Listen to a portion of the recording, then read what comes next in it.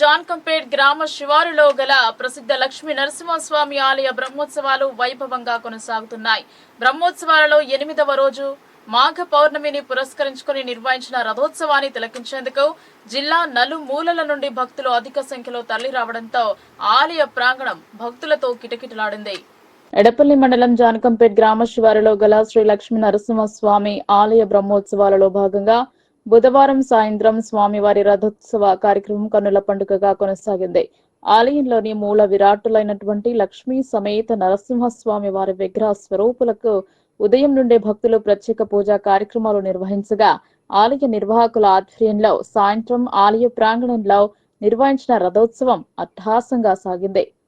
రంగురంగుల పూలతో అందంగా అలంకరించిన రథంలో శ్రీ లక్ష్మీ సమేత నరసింహస్వామి వారిలో ఆసీనులు కాగా వేద పండితుల మంత్రోచ్చరణల నడుమ రమణీయంగా కొనసాగిన రథోత్సవ ఘట్టాన్ని కనులారా తిలకించేందుకు గ్రామ ప్రజలతో పాటు జిల్లా నలుమూలల నుండి భక్తులు తరలివచ్చారు.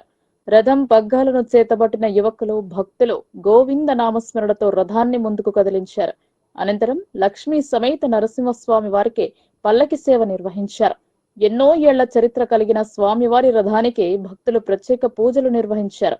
ఈ సందర్భంగా ఆలయ ఈఓతో పాటు భక్తులు మాట్లాడుతూ దక్షిణ భారతదేశంలోని ఏకైక అష్టముఖి పుష్కరణి గల ప్రసిద్ధ పుణ్యక్షేత్రం ఎడపల్లి మండలంలో ఉండడం మండల ప్రజల పూర్వజన్మ సుకృతమని, జిల్లా ప్రజలందరూ సుఖ సంతోషాలతో సుభిక్షంగా ఉండాలని లక్ష్మీ నరసింహస్వామిని వేడుకోవడం జరిగిందని అన్నారు. అనంతరం ఆలయ ఆవరణలో రాత్రి నుండి తెల్లవారుజాము వరకు భజన పోటీల్లో పాల్గొనేందుకు పలు గ్రామాల భక్తులు పాల్గొననున్నట్లు ఆలయ ఈవో వేణు తెలిపారు. ఆలయ వేడుకల్లో పాల్గొనేందుకు విచ్చేసిన భక్తుల సౌకర్యార్థం ఎలాంటి ఇబ్బందులు కలగకుండా ఆలయ ఈవో ఆధ్వర్యంలో ప్రత్యేక ఏర్పాటు చేశారు.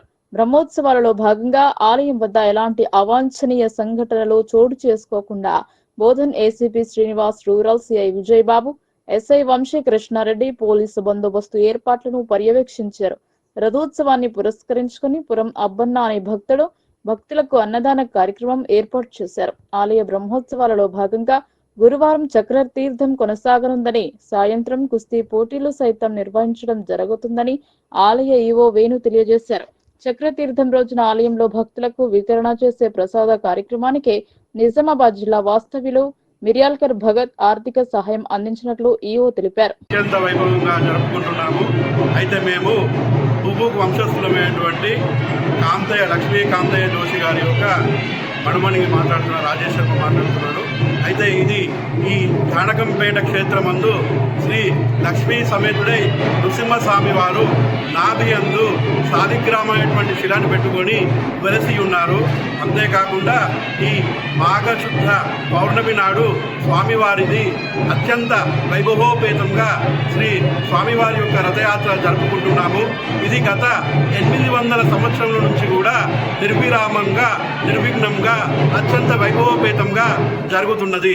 కావున ఈరోజు ఈ జానకంపేట క్షేత్రమందు శ్రీ లక్ష్మీ నృసింహస్వామి వారి యొక్క అత్యంత వైభవోపేతంగా శోభాయమానంగా భక్తులు అధిక సంఖ్యలో పాల్గొని స్వామివారి యొక్క కృపకు పాత్రులు అయినారు. అంతేకాకుండా స్వామివారి యొక్క రథయాత్ర ఇప్పుడే ముగించుకున్నాము.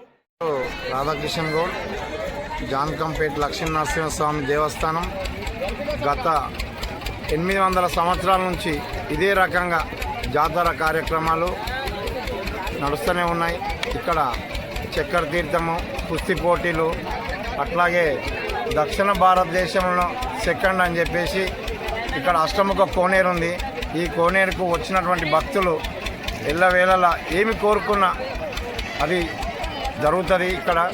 అట్లాగే ఈ సంవత్సరము మన సిబ్బంది ఏసీబీ గారు బోధన్, సర్కిల్ ఇన్స్పెక్టర్ గారు బోధన్, అట్లాగే రూరల్ మా ఎస్ఐ ఎడపల్లి గారు ఇక్కడ పోలీస్ సిబ్బందితోని సహకారం చక్కగా అందించారు. భక్తులకు ఎటువంటి అవాంఛనీయ సంఘటనలు జరగకుండా తోడ్పడు